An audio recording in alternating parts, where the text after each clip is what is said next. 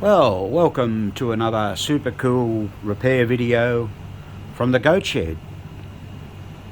Today is Friday, February 3rd, 2023, and it's around 21 degrees outside, or 70 degrees Fahrenheit. Now, as we mentioned in our video yesterday of what's happening in the goat shed, we have here a brand new Abra Dabra reproduction playfield from Wade Krause in the USA. So all the hardware has been removed off the old playfield and we're ready to transplant it into the new playfield. But first of all, we had to prepare the new playfield with lamp sockets. So we have brand new lamp sockets here, brand new screws, braid which is laid all around the machine, and these have been methodically placed in. So all the lamp sockets were firstly tinned and then fitted and screwed down. Where necessary, the common has been extended to the second lamp off the main bus with the blue wire here. There's one on each side. And all the lamp sockets have been screwed down and the common has been soldered all along the whole playfield. Now, even though this doesn't seem to be a lot of work at the moment, that's probably taken about, I don't know, maybe 4 or 5 hours to do. So every lamp socket's in place now, and up the back here we have the lamp sockets with the cardboard insert in them. They're the ones that go through the playfield because as the bonus increases it moves along, and they've got the cardboard inserts in there so that it doesn't shine through and give you a sort of a false reading, I guess. Now there's another jump from one globe to another on the common, and here where this ends, this will be the common on either side for the pop bumpers. You can see the holes here for the pop bumpers. Now, being new lamp sockets, this will make this machine look as new as possible. The owner is going to install some LEDs in it in strategic spots, and we'll have to see what that looks like when we get it all up and running. Now bear in mind, what we're up to here is preparing the first layer, you might say, because after that we've then got to start fitting all the parts. And we'll video how we actually are going to do that. So far so good. We've also put the rails on the side, like so that the playfield's lifted up a bit off the table, and when we turn it over we can put it in the cradle. But while we're working on it here, we needed that because those cardboard bits stick up through the other side. Now, one other thing that I did forget to point out, we've replaced the bonus frame and we've screwed directly onto the underside of the playfield. Now this makes it easier to change lamps when they burn out, and it's also a whole lot more reliable than the old frame because they rust up and everything like that. So we felt that was a necessary evil in this case. Maybe people don't agree with that, but that's what we do. We've often done that when we've had really bad bonus arrays in some machines. Obviously the bonus is very, very important, and you need to see where you're up to, and it's frustrating when lights don't come on when they're supposed to, etc, etc. So here we are on the underside of the old playfield. So the drop target assemblies are all been taken out and cleaned and polished. So they've been cleaned in the ultrasonic cleaner, then taken and buffed on the buffing wheel and then polished with auto sol. All the switches, the back of the switches have all been cleaned down to make it not easy to run, because these drop targets are going to have all brand new parts in them. So obviously we've got brand new targets, triggers, trigger springs, target springs, and the little rubber grommet that goes on there, and they'll work really nicely, really well. Yesterday the boys ended up polishing up all the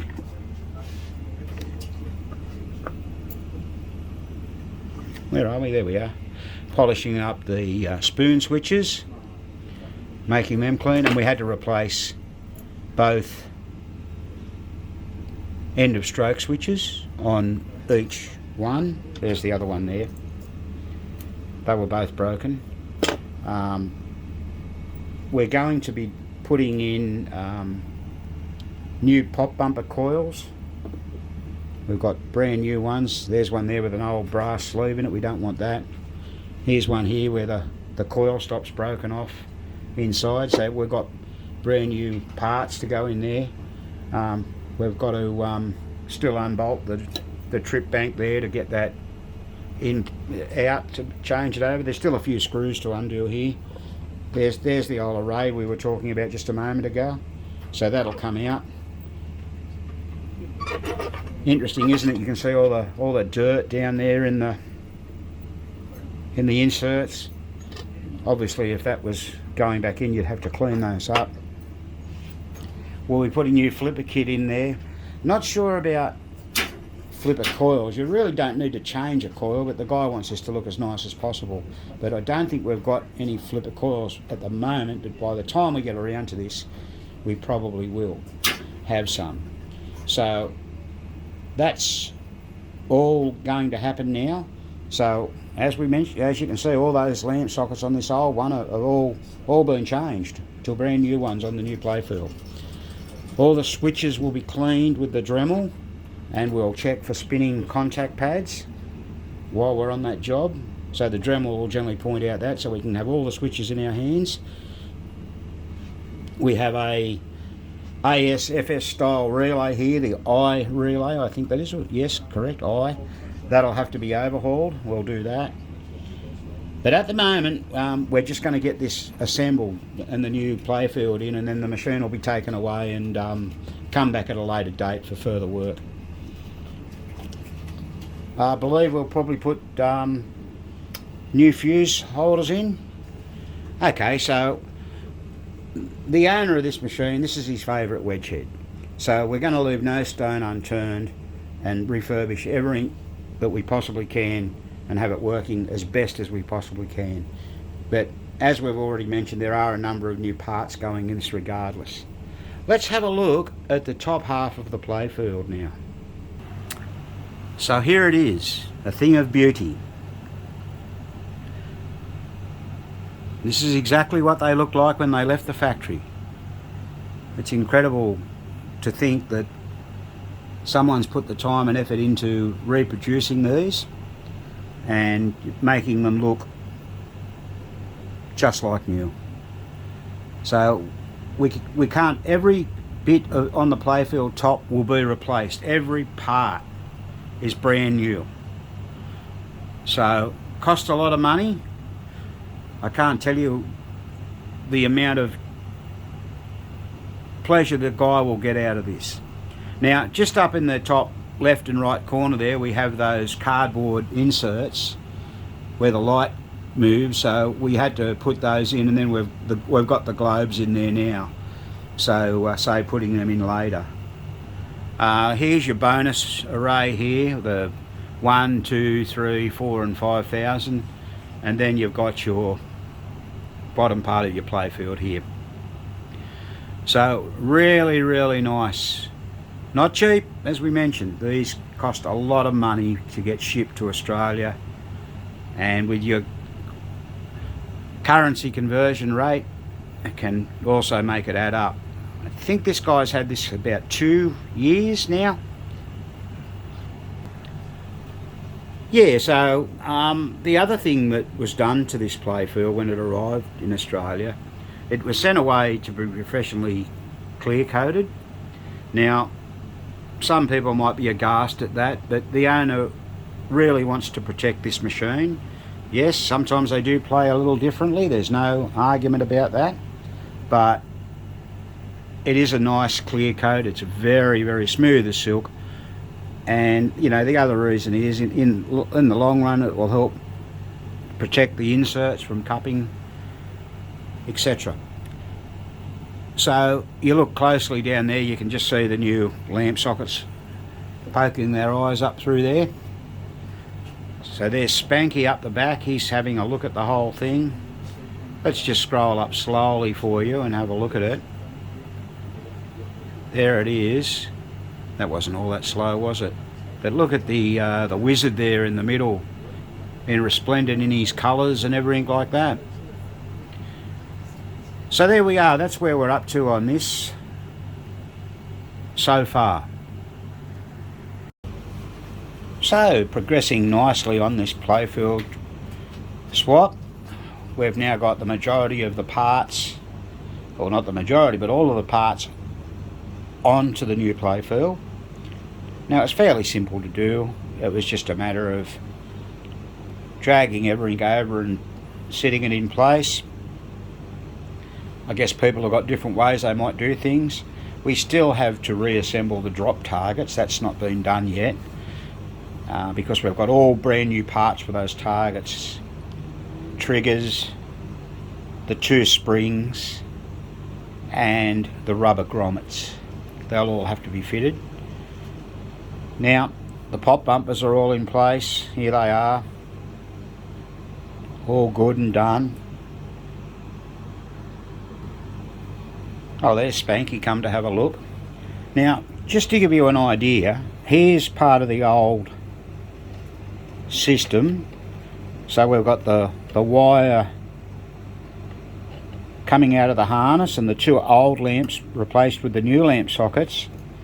And what we've done, that's our common feed there. And we've just got to solder the power feed onto it. Is that the power? Yep, that's a power feed onto it. And away we go. So that made it easy. There's another lot here, as you can see. Makes sense, doesn't it, when you think about it? It's quite simple to do. We've buffed up all the flipper brackets. Let's have a look at those. Here they are here. They've all been buffed up, both of them. They look quite nice. We're going to replace the flipper kit will go in that. These have actually got the old brass sleeves in them. A couple of them bumpers, which I was pretty surprised about actually. We've done the trip bank up the back there's all in place. It's all done. Mentioned the other day that all the lamp sockets were put in first, as you saw earlier in the video, and the cardboard inserts have gone in. So all these switches have got to be bolted down now. That's these, all bolted down, screwed down. We've got all the screws in there. We're buffing all the heads of the screws where we haven't used new screws. All the screws in the lamp sockets were all brand new. I think I said we put the pop bumper kits in, and we've even put new coils in the pop bumpers. What we've still got to do, we've got the ball kicker here, so we've got to take that all apart, and that'll get buffed up. Look, there's a screw and a nut missing off the back of that, so we'll have to fit that, unless someone's taken it off already. All the switches are all here, and it's pretty well ready to go. Now, as I mentioned, what we'll be doing with this in its entirety, once we've got it back together, the Playfield will go and sit in the machine. Then the machine's going to get put in storage for a little while, as the owner would apparently be moving house in the very near future, and a whole new games room will be set up. So we're very, very happy with what we've done here so far. It's all coming together nicely. but there's still a little bit to do. Here's one of those. I mean, a lot of people like to reuse those, but this one's chewed out. See the hole in it? Get a bit of focus on that. There it is. Hole in it. So that's no good. Now, one of the other things that we need to do, once we tidy this up, or what I was going to say, what we're yet to do is the slingshots, which are up the top of the playfield, but we've actually already had those out and done them. Once again, we've just got to do the brackets and new coil sleeves in there. The other thing, what I was going to mention we'll be doing, every switch will get a Dremel and be nice and clean, and that way we can also see if we've got any spinning contact pads. Now, anyone that watches our videos will recall that our last video about Big Indian, we had a spinning contact pad on a lock-in switch on motor 2B, and that gave us a lot of trouble. So hopefully we can catch any of this beforehand. There's a lot of switches to look at, of course, but it'll take a little bit to do. But I think now we're only probably about, probably another morning's work, and we'll have the playfield all assembled and back in the machine. But I emphasise we won't be testing it yet, because there's still other work to do in this machine, and because of the pending move by the owner, that will prevent us from moving too far forward. But this is a job that's been in the queue for a long while, and we just wanted to get it over and done with, and I believe we've more than achieved that. So we'll show you when it's all complete.